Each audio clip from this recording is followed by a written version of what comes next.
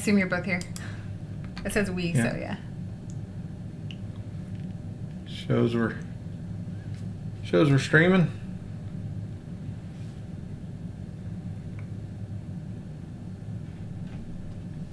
That'll pop up here in a second. Yeah.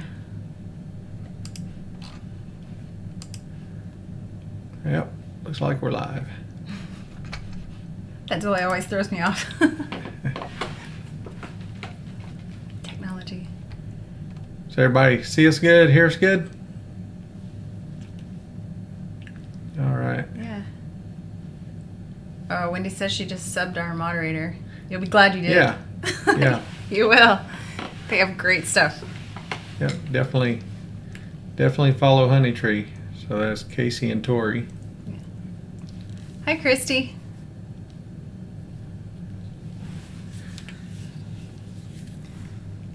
All right, so I'm in good shape, propped up, ready to go. Hanging here for the hour. So. Yeah, he's propped up. He's not in good shape. He's not.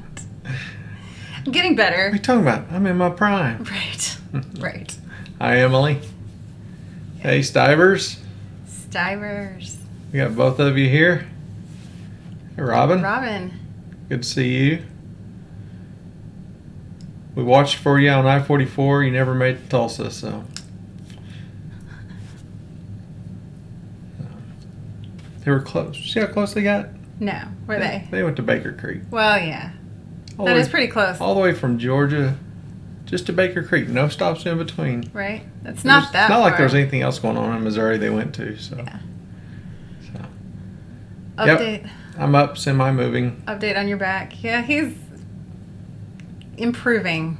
Not well, but Yeah. you know. I'm still going to be improving off work for sure. tomorrow because I've got a lot of stairs at work. So I noticed in the last few hours today, I think it's been a little easier to get up and down. Yeah. And not so much concern of the floor coming up to grab me, but we'll see. So hopefully don't have to make any additional doctor's appointments. It's kind of worried you're going to have to go tomorrow, see a surgeon, MRI or something, but Yeah. we'll see.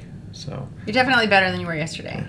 I've never had a back issue like this before, so It's bad. you know, I have pretty high tolerance for pain, and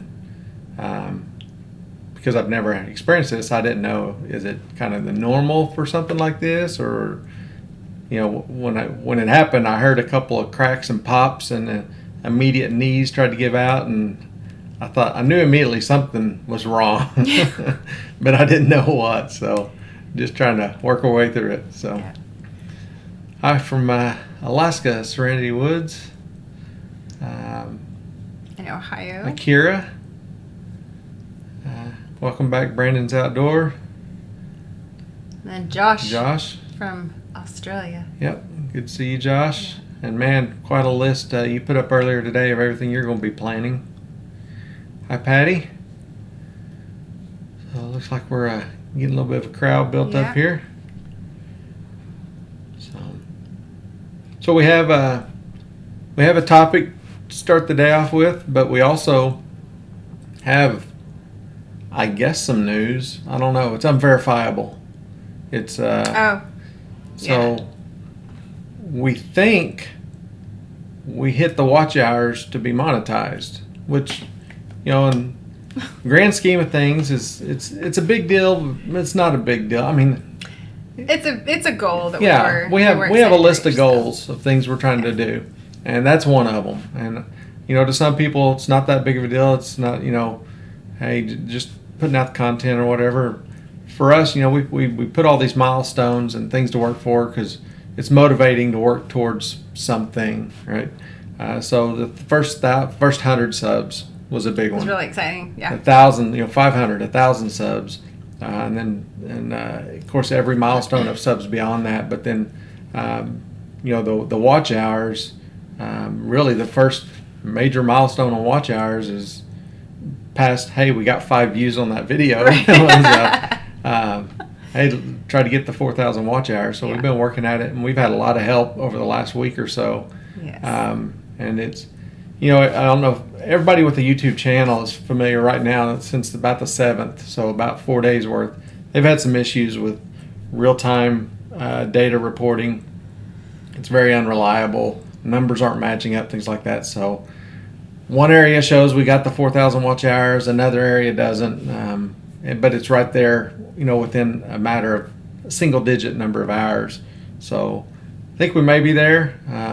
Again, it's a goal. It's a milestone. It's not the end goal. And it's not really the entire goal of the channel. Yes, we spend a lot of time doing this. We spend a lot of money, for the equipment, and we get to do the majority of it together. So that's a plus right there. But, if we're going to do it, being monetized it's a part of it, right? And we can use that for whatever good that we can apply it to. So it'll be nice that we've hit that mark and we can keep going and growing from there. So appreciate all the congratulations. I think it's really happened. It looks like it. So YouTube's kind of messed up a little bit right now, but they're working on it. I think once we get past these few days, once they get everything lined out, we're not seeing that notice that they're still having issues, and we'll know for sure, and it's verified that yes. And once we get the feedback from them and see all that, then hey, that'd be pretty cool. So that is kind of exciting news. We've been at this since last October. The very end of October. Very end of October, 1st November. First video. So it's taken quite a while to get there, and we've had a lot of help along the way, and we appreciate it. And we'll keep trying to put out valuable content that we like to include the entertaining part of it, and really it's just a matter of reflecting who we are, and the entertainment's when you keep putting in the parts that I'm like, don't put that in there. Edit that out. Nope. No, that's going right at the beginning. It's going right at the beginning. So it is a lot of work, and everybody has their different approach of how they make their videos and everything, and I see us kind of changing and adapting as I learn more, and really try to incorporate telling a story in every video, and not being so intimidated in front of the camera. I don't want every video to be a DIY.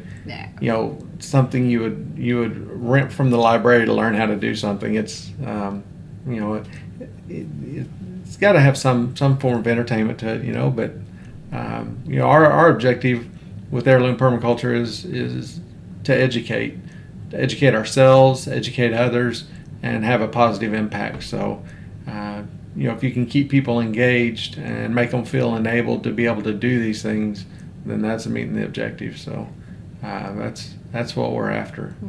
So that's a little bit of news there. Yeah, exciting. And hopefully in an upcoming video, we'll be able to say, without a doubt, for sure, we have made that. So it looks like it though. Woke up this morning, looked, and it was over the 240,000 watch minutes, and so that was good to see. So we have a few more people that popped in while we were talking. Menzies Garden. Hi, Anna. Gemini Homestead. Yeah. Serenity Woods. Brenda at Duncan 1900. Welcome. Lori Tanner. Thank you. Scroll back up here a little bit and see. Yeah. Wildberry Cottage. Thank you. Crazy Plant Lady, North Carolina. I love that name. I saw, let's see if I saw an answer, but Brandon's Outdoor Adventures, Honey Tree is asking where at in North Carolina. Ohio, I think. Or was it? Yep. Oh, wait. Yeah, where at in Ohio, Yeah. because that's where they're originally from. Originally. So I didn't know if I saw an answer on that. Scrolling on back down to the bottom so we don't miss anything. So. There's your mom. Yep, thank you. So, all right. So, just kind of get everything going. Be sure if you have any questions, we love to answer whatever questions we can. Put those in all caps, just to try to make it stick out so we can try to see those and not miss them. We'll try not to drag out the answers too long. I'm terrible about that, and we end up missing questions. Yeah. but try to give a good, thorough answer. Yeah. Most of you probably are familiar with a lot of our moderators. Be sure and check out their channels and subscribe to them. Each of them has a different focus and kind of theme of their channel, and there's stuff to learn from every one of them, and they're all well worth watching. So just be sure and do that. So, all right. Enjoying this heat? Yep. Emily's asking. No. I don't know. I've been in the house for 4 days. I don't love heat. Wednesday, Thursday, right. Friday, Saturday, Sunday, almost 5 days now. So we do have a topic that we'll kind of get into, but I see a couple questions popping up. We'll go ahead and answer some of those. One, can you explain in detail what on contour means and why it matters? In the context of like swales, on contour means follows a single plane of the land, so at the exact same elevation. So if you've got a flat pasture all on the exact same plane, there really is no contour. It is all, think of like an ice skating rink, it's all the same plane. If it is at a equal slope from one side to the other, on the same plane would basically end up being a straight line across it at the same elevation. Well, if you've got ravines and ridges and things like that, your contour will follow in and out wherever it's staying at exactly. Think about like a pond or a lake, the surface area that's touching the water. That's the contour. Why does the bank go in and out? Is because that water is going to find that same level, and wherever that intersects, that elevation, that is the contour of it. So in rainwater collecting, things like that, if you build a swell on contour, the whole thing will fill up at the same rate until it finds the lowest spot, and then it'll flow out from there. So you can control where that water leaves. If you want to take water from over here, catch it, fill up this swell, and release it on the other end, you create a spillway, or it can spill around the end of it or whatever. Drop it into the next swell on contour, let it fill it up, spill off on that end. Instead of water running down a hillside 100 feet from top to bottom, you send that water back and forth. Now, it's not like a ditch where it's just flowing and flowing and flowing. It's going to fill up, spill over, fill up, spill over, fill up, and work its way down. That water's now traveled however many multiples of times to get to the bottom of the hill versus running straight down. And everywhere you've caught it on contour, it's going to slowly sink in. Yeah, it's going to sink wet in, the ground, and it's going instead to, of it just running downhill and being gone. If Yeah. it just rains and it runs straight downhill, you have none of that water. Yeah. So if you have contours cut into your property, it's going to slowly water everything. Yeah, and that could be, kind of in a terrace approach where you're not trying to trap water, but you're creating level areas to farm or do whatever. That terrace is going to follow the curve of the land, all on the same plane. Then it goes down and does it again. And they could be convex or concave, depending upon if you're looking at ridges or ravines. You can actually capture water on one side of a hilltop and feed it around the hill to the other side and capture it in a basin, a pond, or something like that. So there's a lot of value in that. So that's kind of a longer and complicated explanation for a little bit there. So let's go up and see what else we've got. It says heat index here is 120 right now. Well, I haven't been outside. I didn't realize it's that high. I believe it. It's hot. I don't know. 114 in Bartlesville. Yeah, it's always cooler up there. You're northerner. Let's see here. Just looking for questions. Scroll back a little bit, see if I missed anything. I think everybody's just Everybody talking about how hot and humid. Summer. Hot summer. Lori Tanner says it's sunny and 70 in Coos Bay, Oregon. I bet Josh isn't hot right now either. Josh Yeah, he's probably not. Hey, Andrew Wyatt. Welcome back.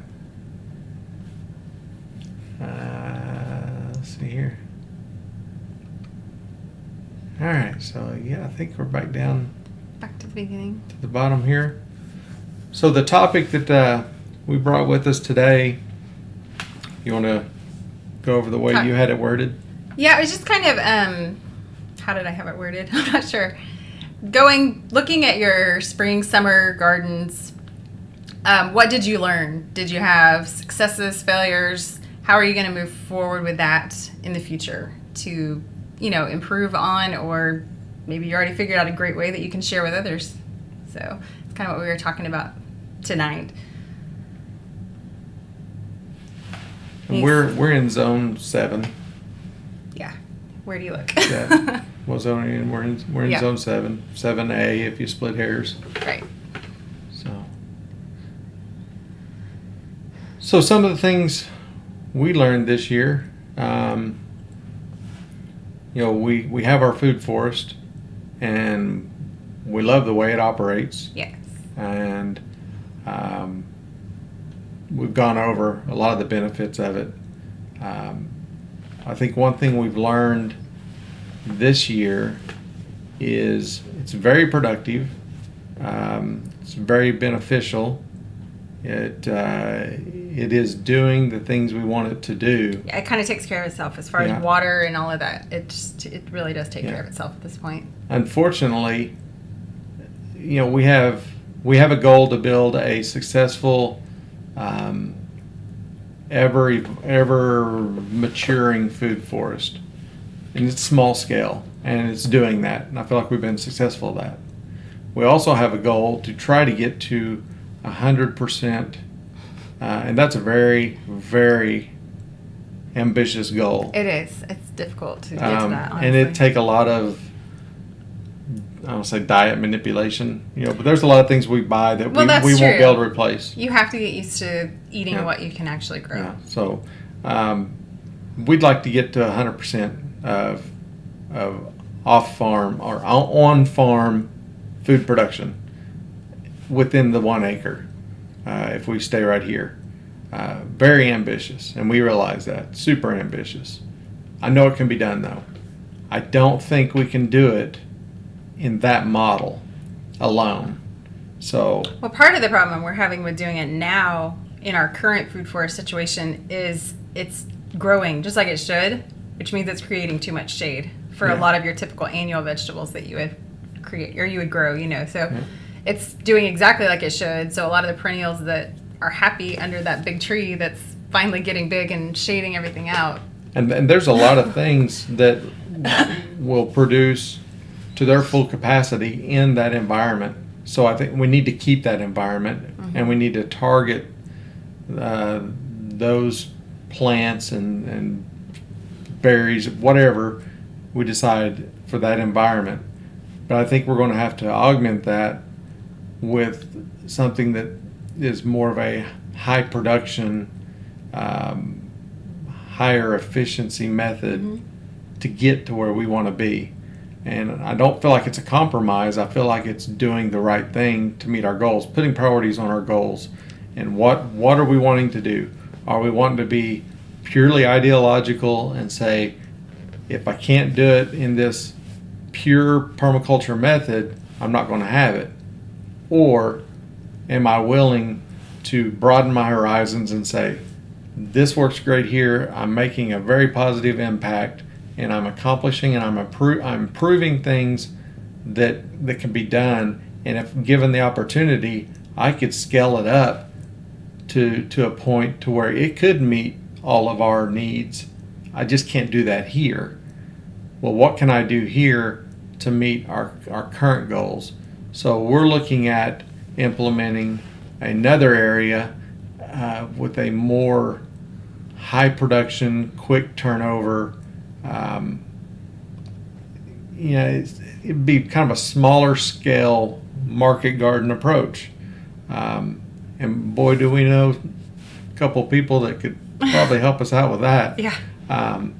So, and not everything would be grown in there. No. It would be the things that give us the high yield, that, we would be really putting things where they'll do their best and where they best serve our purpose, while not compromising what we feel like is the right way to do things. We're still going to go with the non-certified organic, but the organic and beyond organic approach. We're not going to use the synthetic fertilizers, chemicals. We're not going to do anything like that to cheat our way to the production we want.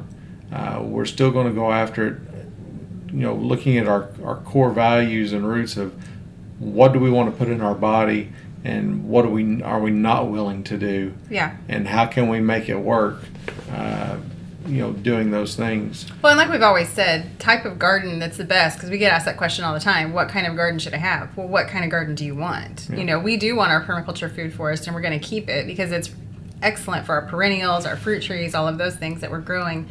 But we've also learned that, especially now that forest is getting very established, that it's not so easy to grow some of the other annual vegetables that we also want to have. So, then we have to stop and think, how are we going to grow that on our property in a way that we want it?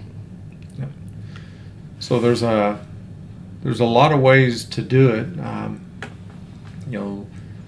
Everybody's familiar with the I don't want to say different labels, a way of doing things, but just look at the bookshelves of approaches that are out there. And Casey mentions biointensive. There's square foot, there's biointegrated, there's biointensive, there's straight true market gardening. There's all kinds of different ways.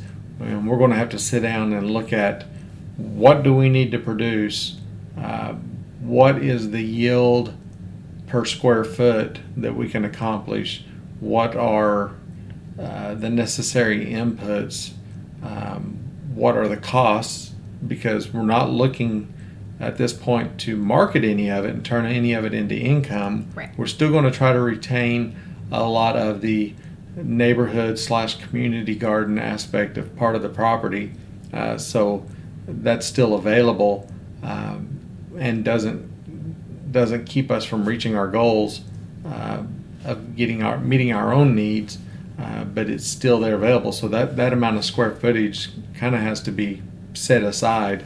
And if we do the math and say, oh well, we gotta break ground in the front yard, that may be where it ends up. That'll be the last area we go to. I think we've got areas we can still use, but at this point we're gonna have to sit down with some real hard numbers and say, what are we willing to do and how are we going to get there? So it ought to be a fun project. It ought to provide a lot of information and entertainment. So yeah. Yep. I think we missed some comments and questions about what people have learned this year themselves. I saw stuff about zinnias by tomatoes. Yeah, she said that it shaded it out too much. It didn't. Yeah. They didn't work well together. We've had that happen with different plants too. You try them together, and I just say try it, because if you're not positive, then you learn. That's kind of what we're talking about, is what did you learn from? I know a lot of people were saying because of the weather earlier this year that like tomatoes and peppers and things like that were difficult. And I think it was just a weird year for a lot of people. One reason I would say that we learned that our peppers did well is once we realized everything was kind of going weird, we just babied them in the greenhouse. We put them out a lot later than we normally would, so they were kind of protected from a lot of that. So Yeah.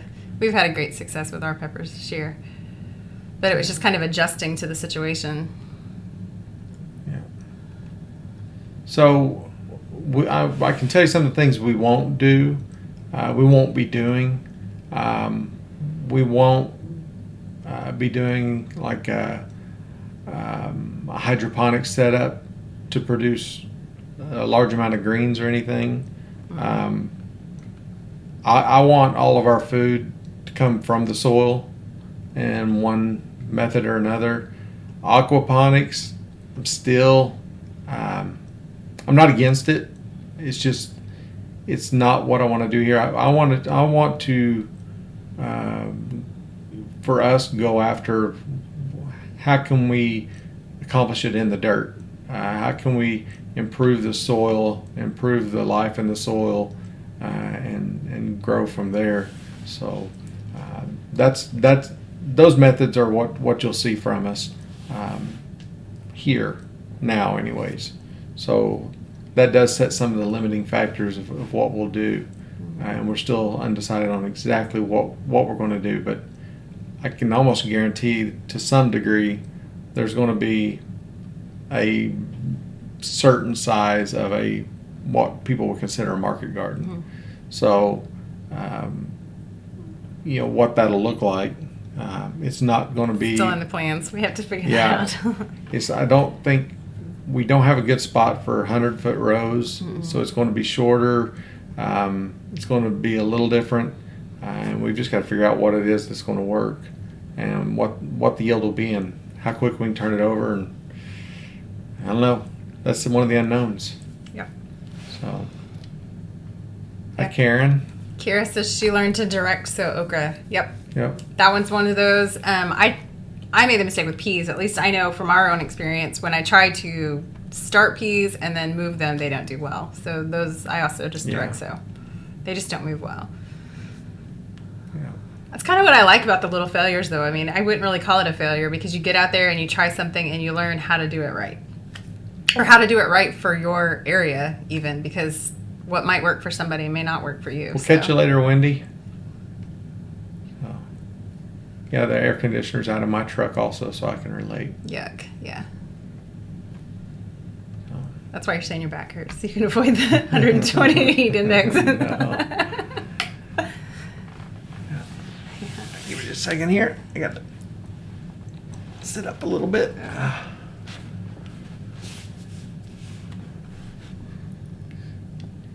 Yeah, we didn't actually plant any okra this year. Everybody has to beg me to do. I honestly don't like okra. The plant is mean. It scratches you all up. The flowers are gorgeous. That's about all I think they're good for. But I think I'm outnumbered in the house, though. Everybody else likes it. So. Hey, Green Dream Project. Good to see you.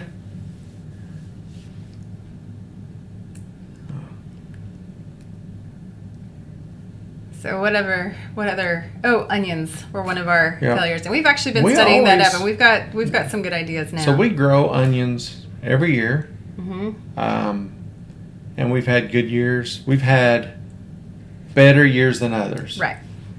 We've never had buckets and buckets Of of big, baseball, like, nice softball size No. onions. We never have. They're like, okay. Yeah. They're okay. Some up to baseball size. Yeah. So that's going to be a goal. We eat a lot of onions. We don't eat near as many as we do peppers, but we eat quite a bit. That's going to be one goal and focus, is working on really trying to produce a successful crop of respectable onions. That's right. That's what's next year. We're going to have them. And we've been studying, actually just today, we've been looking at how to improve our onions. Yeah. And they will. I've been messaging some resources. Yeah. Picking their brains. So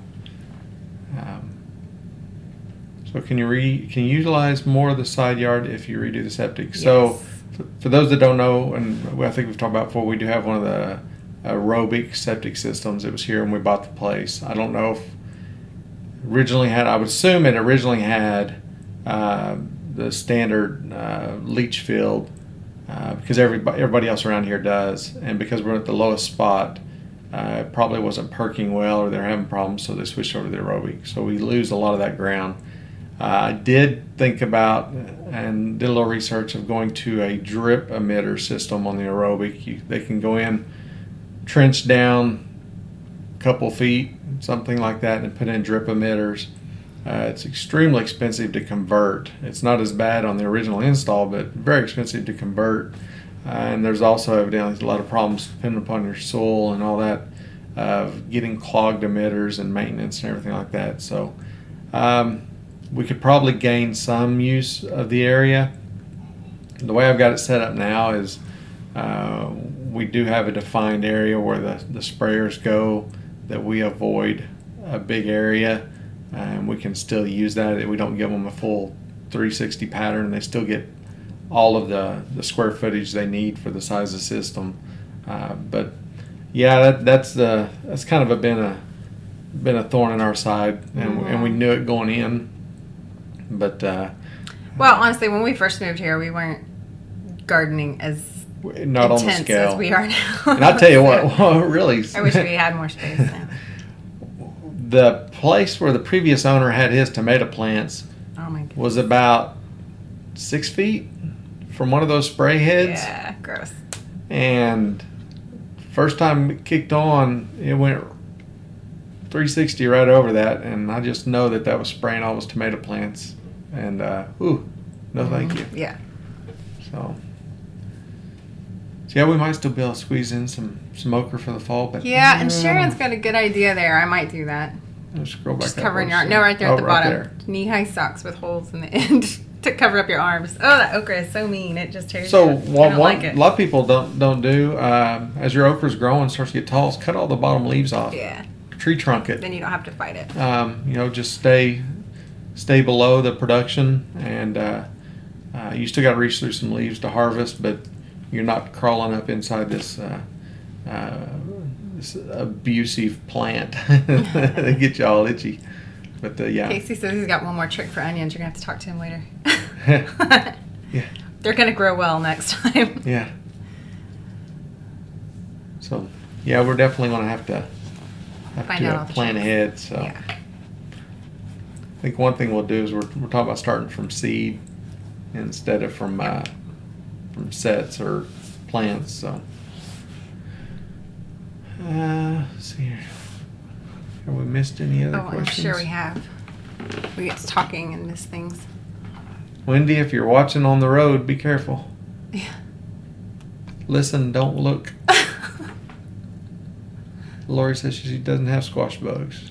Never seen a hornworm either. Oh, well, I wish we didn't have squash bugs. You probably got things you have to deal with that we don't. So. Not a fan of the squash bug. Josh had a bad year for onions. Patty says she delimbs her okra. We had some okra 2 years ago. I guess it was the base of the stalks. It was huge. Probably almost as big around as a baseball bat. And I had some pictures somewhere. Man. They were tall. They looked like a snake. It looked like it had scales. And that stuff was big. In fact, we couldn't keep up with it. Neighbors were getting it. It's still trying to break down. Still composting. Yeah. So, yeah. Wendy grows from seeds. Yeah, we're going to do that next time. Yeah. We've looked up several little tricks. We're going to... Shakira says she just found a bunch of squash bugs. Find you a little piece of like 1x4 lumber or something and lay it next to the base of your squash plant. And every morning go out there, flip it over, and squash all the bugs. Smash them all. That's one method. See if it helps. You won't get them all, but it helps. I read something too, and we haven't tried it ourselves, so I have no idea if this works or if it's just a fun, cute idea. But it said if you invite toads into your garden, make a little habitat near your squash, that they will actually eat the squash bugs for you. Yeah. I haven't tried it, but it's worth a try. Oh, come on, Carrie from Oklahoma, just eat the squash bugs. Gross.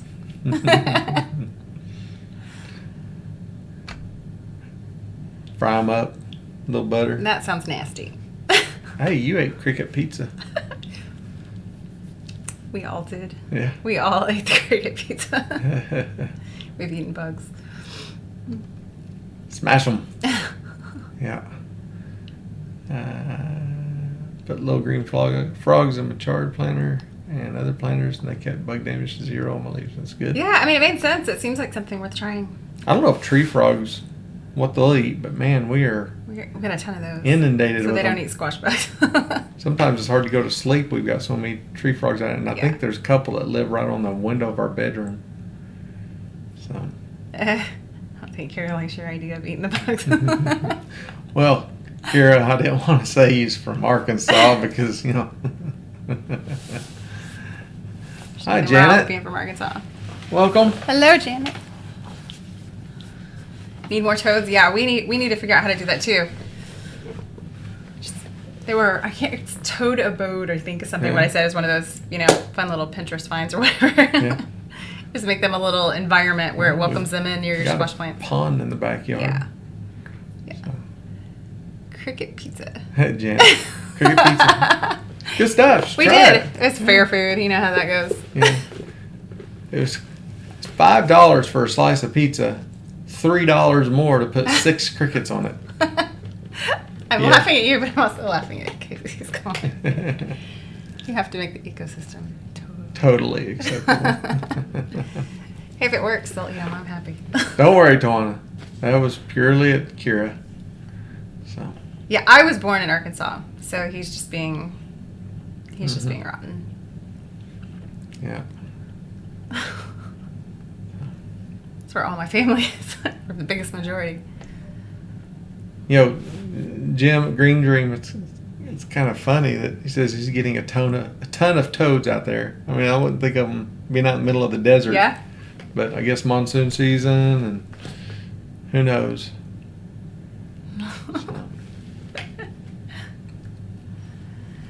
So, what else have we learned? What have we learned this year?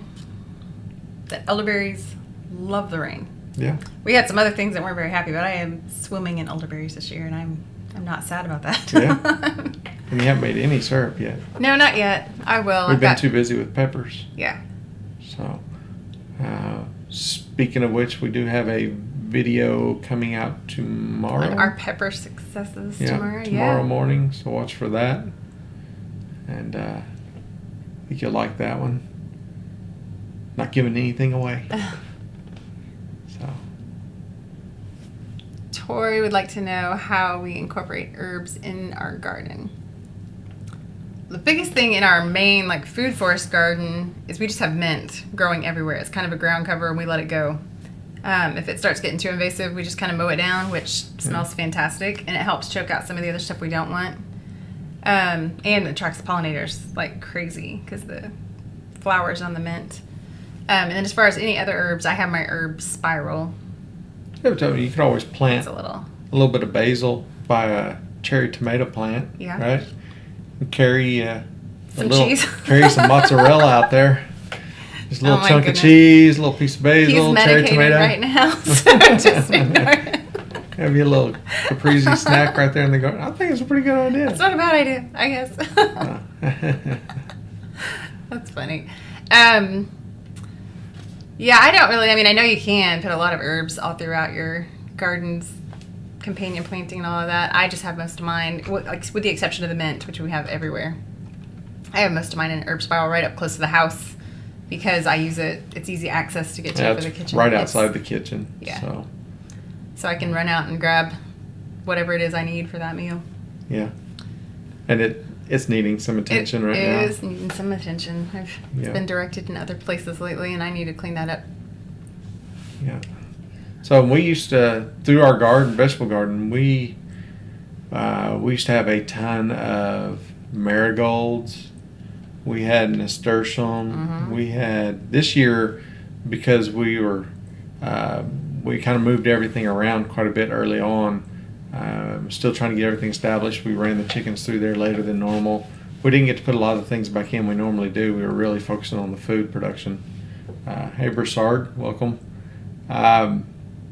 So this year, it's not fully representative of how we've had it in the past, No. as far as the flowers and everything. But yeah, we're all for that too. In fact,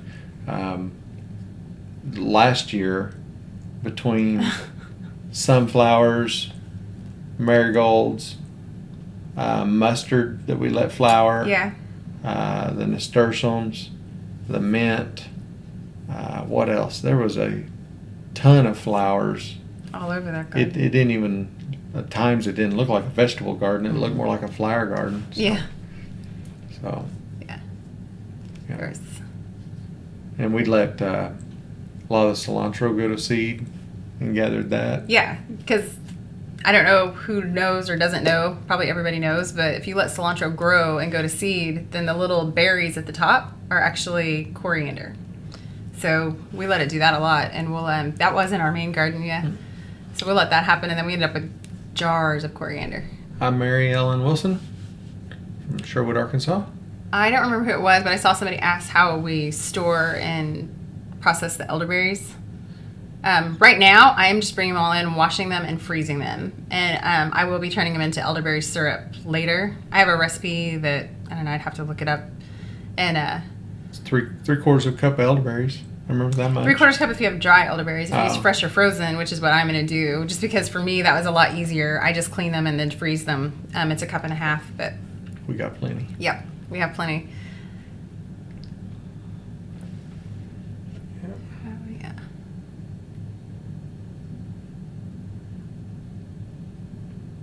Yep. So we have jars of the coriander. Yeah, we have so much, Yeah. but it's great. I Yeah, like and it it. keeps. It's in mason jars, vacuum Mhm. sealed. So. So we don't. See, Brett's got a Ew. question there. I know y'all dehydrate the elderberries. We haven't, or Amy. I'm sorry, Amy. We haven't dehydrated any elderberries. We've just froze them to this point. Right. The recipe I have for the elderberry syrup uses either dry or frozen, and for just my own ease, I've just frozen them. I've just washed them, cleaned them, and taken them off the stems, and then just freeze them. Yeah, it's never too So- late. I mean, we could thaw them out. Yeah. And do that. Before I get into dehydrating a lot, we have. Are we down to one or two of the dehydrators? We've got one of the One, and the, it's old. the circular white Yeah. with the fan, very loud. It's old. It's better than the old Ronco whatever one we had from way back when with no fan that took days. But I'd really like to upgrade to an Excalibur. That way we have a better control. We have the good trays in there. More options, and I feel like end up with a better product. I know the other works, but so at this point we have the option to just freeze a lot of that, or vacuum wrap and freeze, or can, whatever. So it's kind of the plan, and so that's where we're at on it Yeah. right now. Yeah, and it is quick. Do you have any trouble with the tiny stems on the elderberries?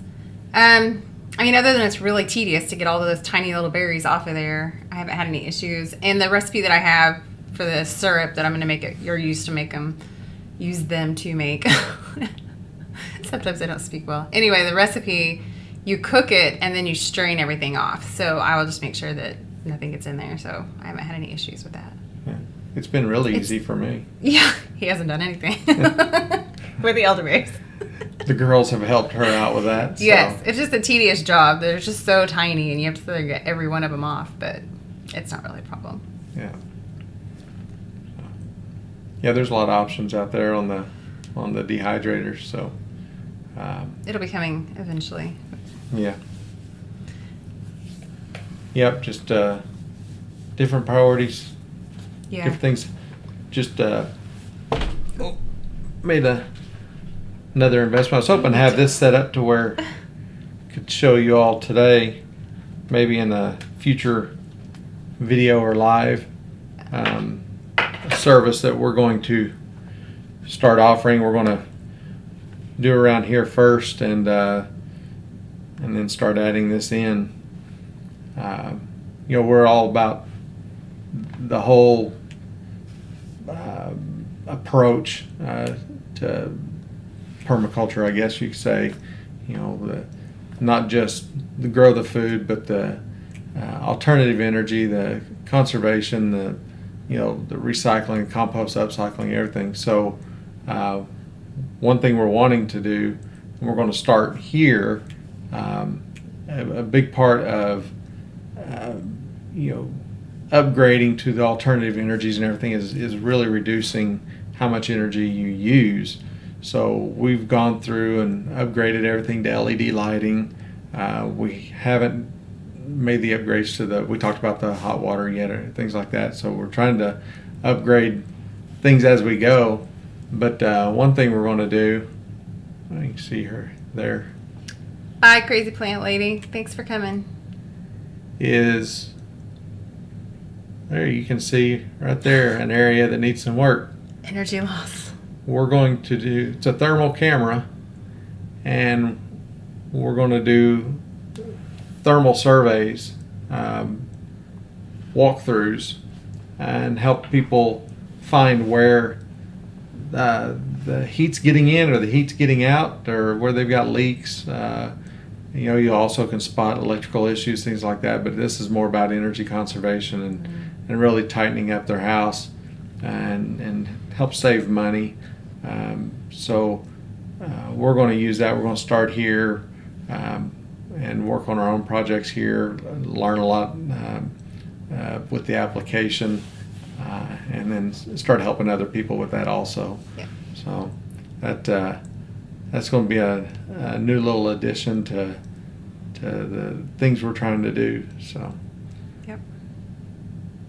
it ought to be fun, and it's definitely value added, you know, across the board for Right. everybody. So you know, it's like walking around looking at our house.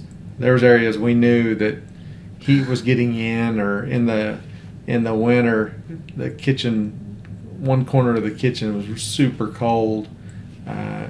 But on a day like today where it's 100 degrees outside, Pretty warm. Yeah. and you can look at corners of the room and see where it's reading 90 degrees. You know, I've been in this attic a lot, and I didn't realize that there was that little spot that the insulation wasn't there. Mm-hmm. So we'll be able to identify those and fix them. Yep. So it's going to be good. So.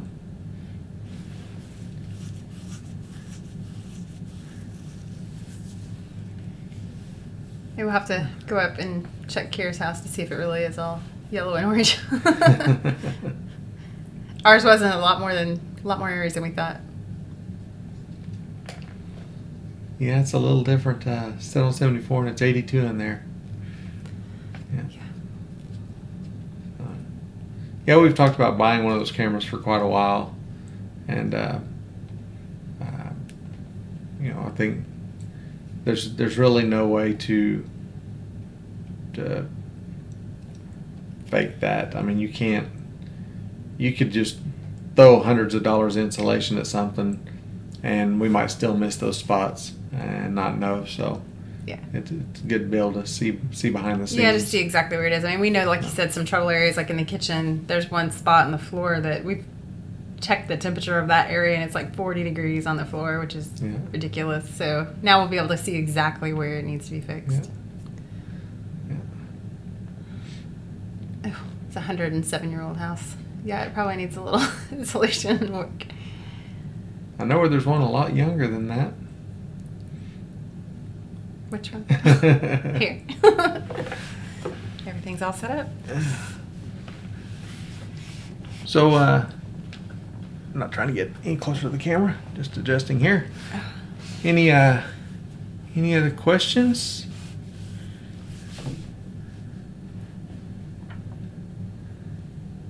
Seeing a lot of good peer-to-peer Yeah, advice. they're and giving each stuff. other great ideas about dehydrating. I like things. seeing that. Yeah. So, you know, seeing y'all answer each other's questions, that's as much as what this is about as us answering what we can. I know I've learned a lot in the chat on other live streams. A lot of great resources. Mm-hmm. So. Yeah, it really is. I mean, people say it all the time, but it really is a great community. You know. Yeah. We all help each other out, which is great. So is there anybody, I don't know how many we got here right now,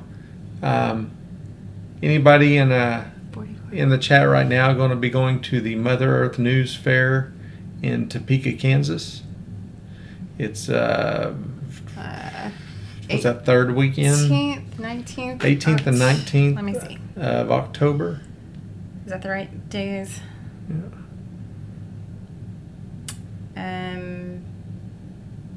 19th and 20th. It's on Saturday and Sunday. 20th, Mhm. 19th and 20th. Yeah.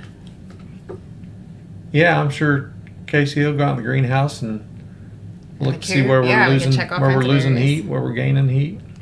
Yeah. So it's gonna have all kinds of uses. Yeah. I'll probably take it out in the chicken coop and Yeah, so you're saying you're going to take it out to the See. coop. Yeah, it'd be good to see. I'm sure the cat would appreciate it if we make her a nice warm spot. yeah. Yeah, we'll be at the Mother Earth News Fair. Mhm. We're not vendors or presenters or anything. We go every year, and we've got a lot of friends that are vendors. and speakers. So we like to go see them. Maybe someday, who knows? Yeah. If Hank Will wants to get a hold of us and talk to us about writing for them or speaking or whatever, I ain't against it. So Yeah. One of these days, who knows? Front Royal, Virginia, we will not be at the Homesteaders of America conference. We had plans to go, but Yeah. we won't be there. The Heirloom Expo. That's the one in California, right? Heirloom Expo is September in California. Yeah. That is right when school's starting back for us, so we won't be going Yeah. anywhere at that point. Yeah, we did get a invite to set up at a what was the name I of don't it? remember how it was worded. You'd have to look at your message. Just came in today. Yeah. It's a sustainability Fair. fair, Yeah. something like that. Let's Local see here. They invited us to come and be vendors. Yeah, it's Also in October. It's the weekend before Mother Earth News, right? Conservation Fair. So that is the weekend before Mother Earth News. So I have to talk about that, look at the schedule. We could be going to that. It's more local here to the Tulsa area. Yeah. So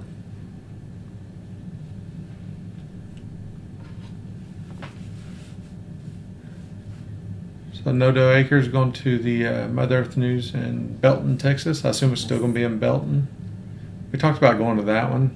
I think it's about the same, maybe just an hour more than going to Topeka for us. Yeah. Topeka's just kind of been like our Yeah. tradition the last several years. Yeah. It's our fourth, fifth year. I don't know. I don't know either. It's been At a least while. fifth year. Yep. So if you haven't been to one of them, well worth going to. They're fun. Meet a lot of nice people.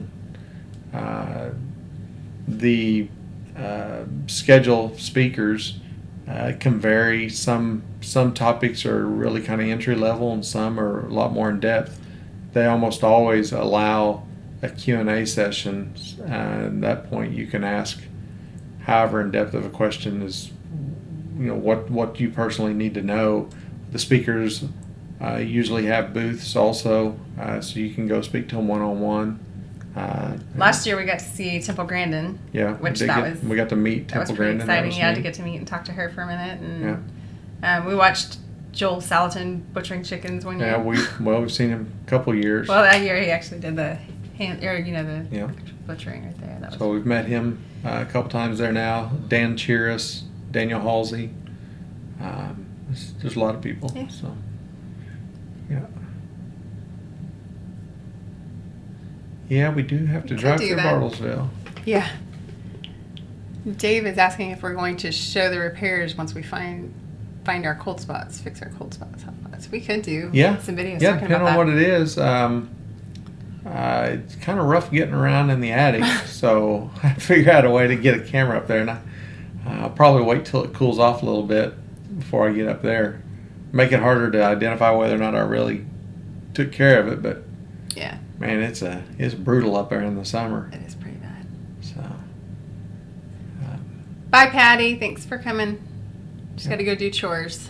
I understand. We'll have to do that here in just a little bit. yeah. So we will actually be getting off here, Anna, in just a few minutes at 7 o'clock Central.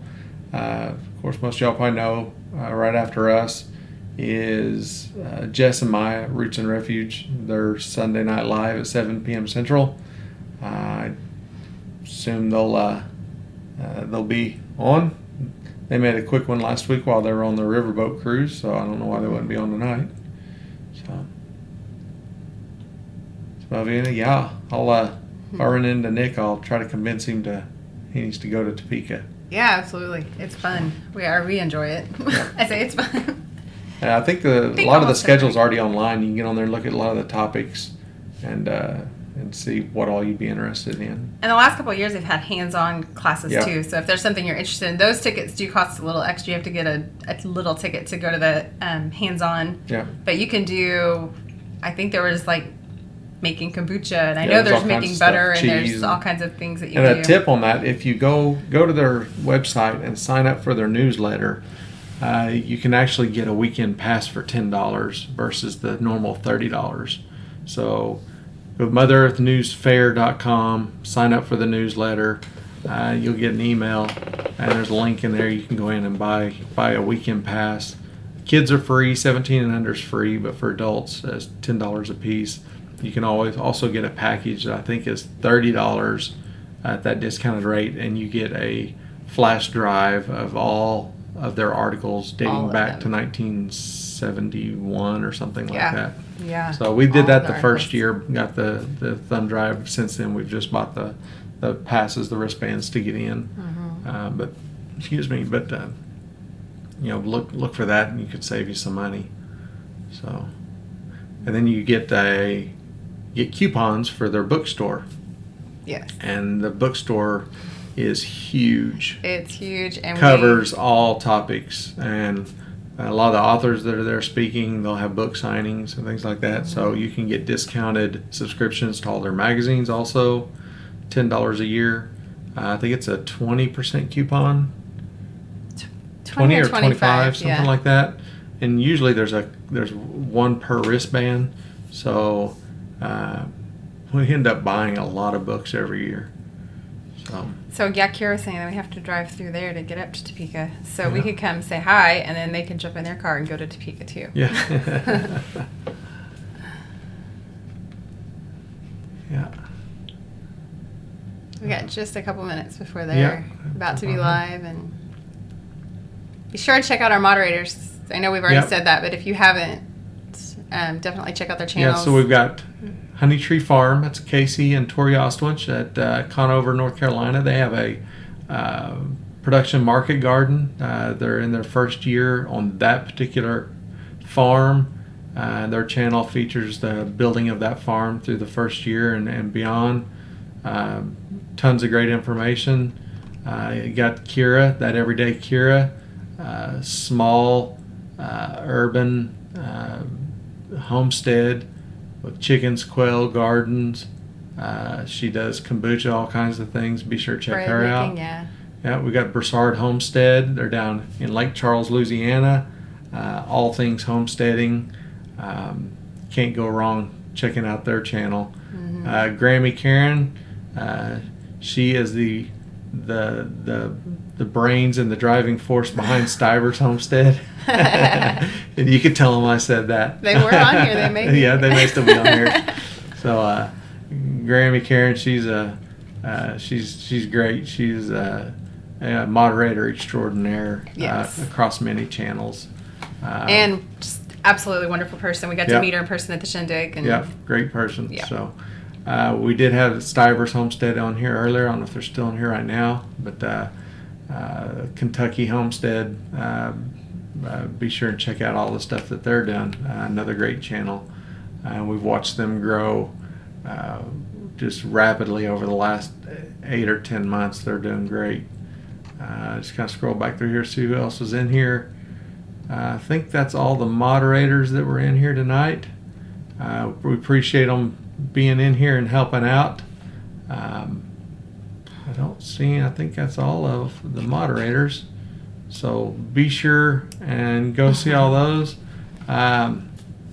Again, appreciate y'all coming and hanging out with us.